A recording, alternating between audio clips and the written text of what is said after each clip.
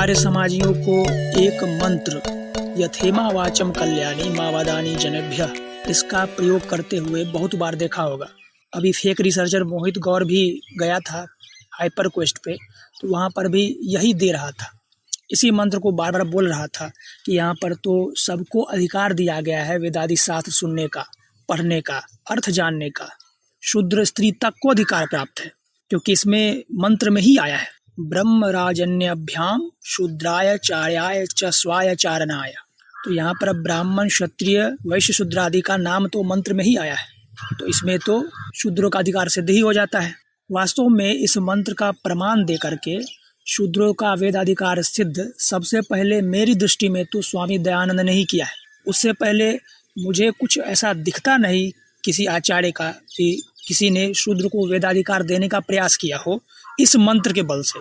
तो पहले स्वामी दयानंद ही ऐसे विद्वान कह सकते हैं, दिखते हैं, जो यथेमा वाचम कल्याणी इस मंत्र के द्वारा शूद्रों को वेदाधिकार देते हैं। कहते हैं कि इस वेद मंत्र में शूद्रों का वेदाधिकार लिखा हुआ है और यह मंत्र यजुर्वेद के 26.2 में आया है।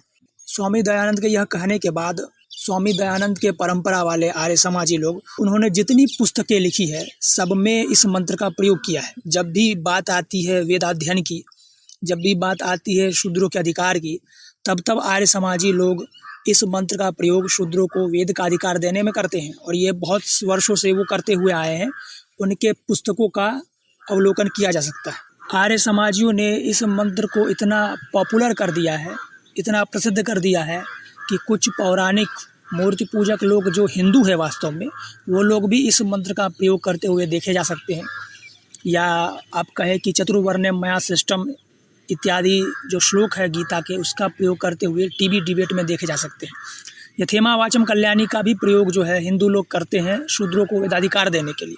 इसका सामान्य सा कारण यह है कि हर व्यक्ति, चाहे वो किसी भी धर्म, मत, पंथ से जुड़ा हुआ हो, अपने पूर्वज को अच्छा दिखाता है, वो चाहता है, और वो कभी अपने आप को ऐसे लोगों से एसोसिएट नहीं करेगा, ऐसे लोगों से नहीं जोड़ेगा जो वास्तव में गलत थे या गलत हैं। उनको ऐसा लगता है कि जैसे हम आज हैं, जैसी मोरालिटी हमारी आज है, हमारे पूर्वज भी वैसे ही रहे होंगे और इतने ही अच्छे होंगे। पर ऐसा नहीं है। समाज धीरे धीरे ठीक होता है, धीरे धीरे विकास की ओर जाता है। पहले कुछ गलत होता है, उसको धीरे धीरे सुधारा जाता है, और ऐसे ही दुनिया के हर एक समाज ने प्रगति की है। और ये जो भावना है अपने धर्म की महानता को लेकर के कि हमारे धर्म में या हमारे जो ऋषि मुनि थे या हमारे यहाँ जो विद्वान हुए थे, वो लोग बहुत बड़े ज्ञानी थे। धर्म के क्षेत्र में, शास्त्रों के क्षेत्र में ज्ञानी थे, इसमें तो कोई संदेह नहीं, लेकिन वो लोग बहुत अच्छे थे। हर एक कार्य उत्तम था। कैसे? मॉडर्न मोरालिटी जो अभी हम मानते हैं उसके हिसाब से उत्तम था। तो जो लोग ऐसा सोचते हैं वो लोग इस प्रकार का अर्थ करते हैं। तो दयानंद सरस्वती पहले विद्वान देखे जाते हैं इसमें। उन्होंने इस मंत्र को सत्यार्थ प्रकाश में लिखा है और वहाँ पर इसका अर्थ करते हैं। परमेश्वर कहता है कि जैसे मैं सब मनुष्यों के लिए इस कल्याण अर्थात संसार और मुक्ति के सुख देनेहारी ऋग्वेद आदि चारों वेदों की वाणी का उपदेश करता हूँ, वैसे तुम भी किया करो। इसी मंत्र का अर्थ अपने यजुर्वेद भाष्य में करते हैं। हे मनुष्यों, जैसे ब्राह्मण, क्षत्रिय, वैश्य, शूद्र और अपने स्त्री सेवक आदि और उत्तम लक्षण प्राप्त हुए अंत्यज के लिए भी इन उक्त सब मनुष्यों के लिए इस संसार में इस प्रकट की हुई सुख देने वाली चारों वेद रूप वाणी का उपदेश करता हूँ, वैसे आप लोग भी अच्छे प्रकार से उपदेश करें। जैसे मैं दान देने वाले के संसर्गी विद्वान की दक्षिणा अर्थात दान आदि के लिए मनोहर प्यारा हो और मेरी यह कामना उत्तमता से बढ़े तथा मुझे वह परोक्ष सुख प्राप्त हो, वैसे आप लोग भी होवे और वह कामना तथा सुख आपको भी प्राप्त हो। इस प्रकार का अर्थ स्वामी दयानंद अपने यजुर्वेद भाष्य में करते हैं और आर्य समाजी बिना कुछ सोचे समझे इसको हर जगह देते रहते हैं। और इस मंत्र को तो रट रखा है आर्य समाजियों ने, यजुर्वेद का 26.2। जहाँ कोई बोले कि शूद्रों को वेदाधिकार नहीं है, तुरंत बोलो यथेमा वाचम कल्याणी।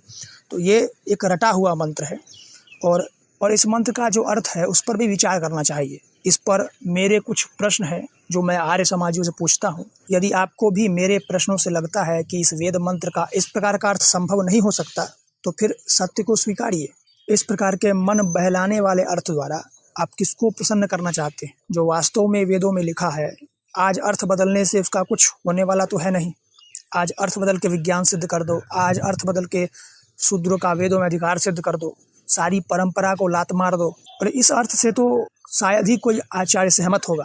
स्वामी दयानंद के वेद भाष्य में पहला, इसमें लिखा है, हे मनुष्यों, ऐसा अर्थ वेद मंत्र के किस पद का है? क्या इस मंत्र का देवता मनुष्य है, जो स्वामी जी ने ईश्वर की ओर से संबोधित करवाया है? दूसरा, मैं ईश्वर, ऐसा वेद मंत्र के किस पद का अर्थ है? स्त्री सेवक आदि, ऐसा वेद मंत्र के किस पद का अर्थ है? ब्राह्मण क्षत्रिय वैश्य शूद्र, क्या आर्य समाजी स्त्री सेवक को 4 वर्णों के अंदर नहीं मानते? यदि हाँ, तो स्त्री का नाम अलग से क्यों लिखा? क्या स्त्री ब्राह्मण नहीं है, क्षत्रिय नहीं है, वैश्य नहीं है? यदि है तो ब्राह्मण क्षत्रिय वैश्य आदि बोलने से ही स्त्रियों का बोध हो जाता है, अलग से उसको लिखने की आवश्यकता नहीं है। उत्तम लक्षण युक्त प्राप्त हुए अंत्यज, यह वेद मंत्र के किस पद का अर्थ है और कैसे? चारों वेद रूप वाणी का, वाचम का अर्थ चारों वेद रूप वाणी का किस प्रकार होता है? आर्य समाजी इसका भी विज्ञान समझाए। वैसे आप लोग भी अच्छे प्रकार उपदेश करें, यह वेद मंत्र में किस पद का अर्थ है? इस प्रकार से वेद के मंत्रों में अपने खुद के बनाए हुए वाक्य को डाल करके शूद्रों का वेदाधिकार सिद्ध करना केवल मन बहलाना है। इसका इस प्रकार का अर्थ संभव ही नहीं है, और न ही इस मंत्र में शूद्रों को वेदाधिकार दिया गया है। आज से पहले किसी आचार्य ने ऐसा दावा नहीं किया, और इसका यह अर्थ क्यों संभव नहीं है, इस पर मैंने पहले ही वीडियो बना रखी है, वो सुनिए। में वर्ण व्यवस्था थी। इसमें एक और रेफरेंस दिखाना चाहूंगा, जैसे हम कहते हैं कि शूद्रों को वेद पढ़ने का अधिकार नहीं था। जो कर्म से जो शूद्र हैं, क्या उनके लिए वेदवाणी नहीं है? जो कर्म से शूद्र हैं उनके लिए भी वेदवाणी का एक अधिकार है। इसके लिए हमारे पास यजुर्वेद के 26वें अध्याय का दूसरा मंत्र है, यथेमा वाचम कल्याणी मां वदनी जनेभ्य ब्रह्म राजनाभ्याम शूद्राय चारणाय च स्वाय। इस मंत्र का अर्थ क्या है? यथेमा वाचम कल्याणी मां वदनी, मतलब ये जो कल्याणी वाणी है इसका अधिकार किन किन को है?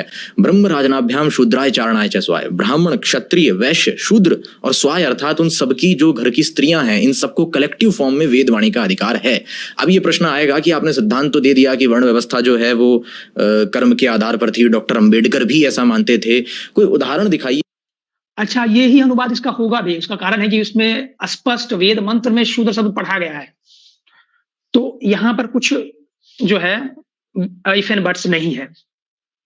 इसलिए समाज इसको प्रबल रूप में कर्मणा वर्ण व्यवस्था की सिद्धि के लिए रखते हैं, ठीक है। लेकिन इस प्रकार का अर्थ ठीक नहीं है। इसके हम कुछ कारण देखेंगे क्यों ठीक नहीं है। पहला कारण यह है कि यह जो अर्थ है वह समस्त ऋषियों के मंतव्य के विरुद्ध अर्थ है। धर्मसूत्र, कल्पसूत्र, स्मृति ग्रंथ, ठीक है, जितने भी शास्त्र है उपलब्ध है, सर्वत्र जो है वह जन्मना वर्ण ही प्रतिपादित है, पहली बात। दूसरा, शूद्रों का उपनयन संस्कार नहीं होता, ठीक है। किसी भी स्मृति शास्त्र ने शूद्रों को उपनीत करने का जो है विधि नहीं लिखी है। द्विजों का ही उपनयन होता है, शूद्रों का नहीं होता। इवन महर्षि दयानंद ने भी संस्कार विधि में द्विजों का ही उपनयन लिखा है कि अलग अलग उम्रों में ब्राह्मण क्षत्रिय वैश्य का उपनयन वो अपने परिवार में कर सकता है, शूद्रों का नहीं होता, ठीक है। सारे स्मृति शास्त्र में ये विधान है। बिना उपनयन के आप वेद अधिकार नहीं दे सकते हो, यह नियम है। उपनीत होने के बाद ही वेद अधिकार होता है, क्योंकि शूद्रों का उपनयन नहीं होता, इसीलिए वेद अधिकार भी उसको नहीं है, ठीक है। साफ सीधी बात है।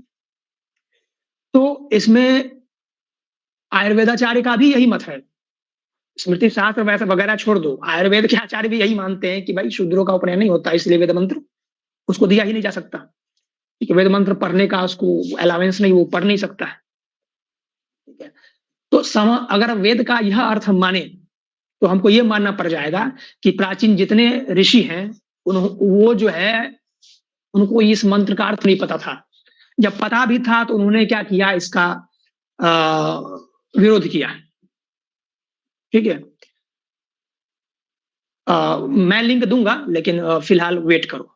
मैं बोल रहा हूं, क्या मैं बोल रहा था कि प्राचीन सभी आचार्य ने श्रुति पढ़ी थी, उनको पता है, उन्होंने ये मंत्र भी देखा है, सब बात उनको पता है, फिर भी उन्होंने जन्मना वर्ण ही प्रतिपादित किया है, शूद्रों को वेदाधिकार कहीं नहीं दिया है, ठीक है। ये जानते हुए भी इसका अर्थ क्या है कि हम इस मंत्र का अर्थ गलत समझ रहे हैं। प्राचीन भाष्य अभी तक उपलब्ध है, आर्य समाजियों से पहले ऐसा तो कोई नहीं था, सारे लोग मूर्ख थे, सब लोगों ने इसका अर्थ किया है, किसी ने शूद्रों को वेदाधिकार नहीं दिया। ठीक है। अब दूसरा इसमें ये है, पहला तो हो गया कि भाई यहाँ पर इसका अर्थ जो है, जो आर्य समाजी बताते हैं वो नहीं हो सकता। इसका पहला कारण मैं ये बता रहा हूं कि समस्त शास्त्र और समस्त वेदांग में जो कल्प आता है, धर्मसूत्र आता है, उसके समस्त ऋषियों के मंतव्य विरुद्ध अर्थ है यह, इसीलिए यह अर्थ मान्य नहीं हो सकता, पहली बात। ठीक है। दूसरा है कि समाजी ये क्लेम करते हैं कि हम यहाँ पर जो अधिकार दिया जा रहा है ब्राह्मण, शूद्र और वैश्य को, वह वेद का अधिकार दिया जा रहा है, लेकिन पूरे मंत्र में कहीं वेद शब्द नहीं है। ठीक है। आप ये क्लेम कर सकते हो वेद मंत्र के बेस पर कि हम ब्राह्मण, क्षत्रिय, वैश्य और शूद्र को कल्याणी वाणी का उपदेश कर रहे हैं। ठीक है। लेकिन आप ये नहीं कह सकते हो कि यहां पर जो उपदेश किया जा रहा है, वह जो शूद्र को उपदेश किया जा रहा है, वह वेद का किया जा रहा है, क्योंकि वेद मंत्र में लिखा हुआ है यथेमा वाचम कल्याणी। ठीक है। कल्याणी आवादानी, कल्याणी वाणी जो है इसका उपदेश किया जा रहा है। अब वो कल्याणी वाणी क्या है, यह वेद है, इसका तो कोई प्रमाण नहीं है, ना पिछले मंत्र से सिद्ध होता है, ना अगले मंत्र से सिद्ध होता है। तो यहां पर तो केवल कोरी कल्पना ही है कि यह वेद मंत्र दिया जा रहा है। कल्याणी वाणी कुछ भी हो सकती है। प्राचीन आचार्यों ने इसको वेद नहीं माना, आर्य समाज इसको वेद मानते हैं। अच्छा, यहाँ पर जो उत्तम पुरुष में क्रिया का यह भ्रम इसलिए भी होता है कि जो आवदानी शब्द है, यह उत्तम पुरुष में जो ये क्रिया का प्रयोग हुआ है। ठीक है। जैसे मतलब इंग्लिश में बोले तो फर्स्ट पर्सन में, तो ऐसा प्रतीत होता है, भ्रम से मतलब ऐसा भ्रम मैं कहूंगा प्रतीत होता है कि ईश्वर कह रहा है, फर्स्ट पर्सन में प्रयोग हुआ है कि मैं ऐसा करता हूं, देता हूं। तो होता है कि चलो अगर ऐसा हो रहा है तो ईश्वर ही अपने बारे में कह रहा होगा कि मैं देता हूं। लेकिन जो प्राचीन आचार्य ने इसकी व्याख्या कैसे की है, वो ऐसे की है कि यहाँ पर होता जो यज्ञकर्ता पुरोहित है, वो कह रहा है, वो उत्तम पुरुष में बोल रहा है ना कि ईश्वर बोल रहा है कि मैं जो कल्याणी वाणी अर्थात जो शुभ कामना या जगत का कल्याण की इच्छा है, या और दूसरी कोई भी वाणी हो सकती है, लेकिन वेद वाणी तो कतई नहीं है, क्योंकि शूद्र को वेद का अधिकार ही नहीं है। उस कल्याणी वाणी को ब्राह्मण, शूद्र, वैश्य सबके लिए देता हूं। अच्छा, ये अर्थ ही क्यों माने? अगले ही मंत्र में आप मंत्र को आगे पढ़ोगे और पिछला मंत्र ही पढ़ोगे, अगला मंत्र तो आपको और स्पष्ट होगा। यहां पर दक्षिणा की बात हुई है। ठीक है। दक्षिणा की कामना करता हूं। ठीक है। और वो अपने स्वयं की सुख की कामना कर रहा है इस मंत्र में। ठीक है। इस मंत्र में जो है, अगर ईश्वर यह मंत्र देता तो अपने स्वयं की सुख की कामना क्यों करता? ठीक है। मैं आपको दिखाता हूं कि दामोदर साहब तिलकर जी ने इसका क्या अर्थ किया। जिस प्रकार इस कल्याणी वाणी को हमने, ठीक है, ब्राह्मण व क्षत्रिय के लिए, शूद्र के लिए तथा वैश्य के लिए, अपने प्रिय लगने वालों के लिए, अप्रिय लगने वालों के लिए, हाँ, संपूर्ण जनों के लिए उपदेश किया, वैसे हे मनुष्य तुम लोग भी किया करो। अब यहां पर ध्यान देने वाली बात है, इससे इस यज्ञ व संसार में देवताओं और दक्षिणा के देने वालों में प्यारा हो। क्या लिखा हुआ है कि इससे कौन, मैं संसार में और देवताओं के बीच जो दक्षिणा देते हैं, अर्थात जो यजमान हमको दक्षिणा देते हैं, उसके बीच में प्रिय हो जाऊं। ठीक है। सब लोग मुझसे प्रीति करें। तो ईश्वर दक्षिणा नहीं लेता। पहली बात, ईश्वर सबका प्रिय होने की कामना क्यों करेगा? वो तो सबका वैसे भी प्रिय है, उसे कोई शत्रुता मूल लेकर के जाएगा कहां? तो यहां से भी स्पष्ट है यह बात सिद्ध होता है कि यह ईश्वर नहीं कह रहा है, यह उत्तम पुरुष में जो कहा जा रहा है, जो आवधानी क्रिया का प्रयोग हुआ है, वह ईश्वर के लिए नहीं है। यहां पर किसके लिए हुआ है? यह पुरोहित जो यज्ञ करवाता है उसके लिए हुआ है। ठीक है। इस लाइन से यह बात सिद्ध होती है। ये कह रहा था कि इस वेद मंत्र में यह कहा जा रहा है, अगर ईश्वर यहां पर कहता था, ईश्वर क्यों कहता कि मैं सबका प्यारा हूं, ठीक है, सब लोग मुझको दक्षिणा देने वाला का मैं प्यारा हूं, मेरा इष्ट मनोरथ सफल हो। भाई ईश्वर का कौन सा मनोरथ है? और मुझे यश की प्राप्ति हो, ये ईश्वर क्यों कहेगा?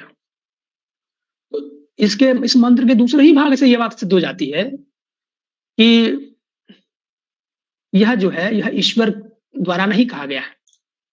ये यजमान द्वारा कहा जा रहा है कि मैं दक्षिणा देने वाला का प्यारा हूँ, ठीक है? मुझे यश प्राप्त हो, मुझे मनोरथ प्राप्त हो। तो यह अर्थ ही उचित है। ये अर्थ कैसे उचित हो जाएगा? पहला अर्थ तो ये भाई समस्त ऋषियों के, समस्त शास्त्र के अनुकूल अर्थ हो जाएगा, ठीक है? दूसरा हो गया कि भाई संगति बैठ गई, पिछले अगले मंत्र से संगति बैठ गई 1 नंबर। अगर तुम पहला समाजियों का अर्थ मानोगे कि शूद्रों को अधिकार है, फिर वेद मंत्र से ही इसका विरोध हो जाएगा। जैसे कि अथर्ववेद का मैंने यहाँ पर लगा रखा है, ठीक है? 19:7:1 है, ये रेफरेंस गलत लिखा गया, 19:7:1 है, ठीक है? 1971 है, 1971 में एक ही मंत्र आए थे, देखना जाके। अच्छा, ये वेद मंत्र है, प्रचोदयंता पवमानि द्विजानाम, ठीक है? अब यहाँ पर पिछली जो मैंने दिखाई, कल्याणी माँ वदानी जनेभ्यः, इसमें तो कल्याणी वाणी है। अब कल्याणी वाणी वेद है, या तो सिद्ध हो नहीं सकता। लेकिन इस वेद मंत्र में कोई संदेह ही नहीं है कि यहाँ पर वेद शब्द स्पष्ट लिखा हुआ है, ठीक है? तो यहाँ पर क्या है, ईश्वर क्या कह रहे हैं कि मैं वेद की स्तुति, ठीक है? वेद किसको है? मैंने वेद माता की स्तुति की कि यह वेद माता द्विजों के प्रेरणा देने वाली है। किसको प्रेरणा देने वाली है? वेद किसको प्रेरणा देने वाली है? द्विज को पवित्र करने वाली है, सबको नहीं। अगर ईश्वर को ये अभिप्रेत होता कि भाई हम चारों वर्णों को वेद दे दें, तो यहाँ पर तो नाम लेके बोला है ना कि भाई द्विजों को हम देते हैं। जो वेद है वो किसको प्रेरणा देने वाली, किसको पवित्र करने वाली है? वेद मंत्र कहता है द्विजानाम प्रचोदयंती, द्विजों को प्रेरणा देने वाली है, ठीक है? यहाँ से भी तो यह बात जो पारंपरिक आचार्य भाष्य करते हैं वह क्या है? वैदिक मंत्र के भी अनुकूल है। वेद मंत्र में भी, वेद मंत्र से भी यह सिद्ध है कि शूद्रों का वेद में अधिकार नहीं है, ठीक है? वेद मंत्र ही कहता है कि द्विजों को हम अधिकार देते हैं। तो यह जो सो कॉल्ड फालतू इन लोगों का 26(2) पे क्लेम रहता है, यह यहाँ से डिबंक हो जाता है।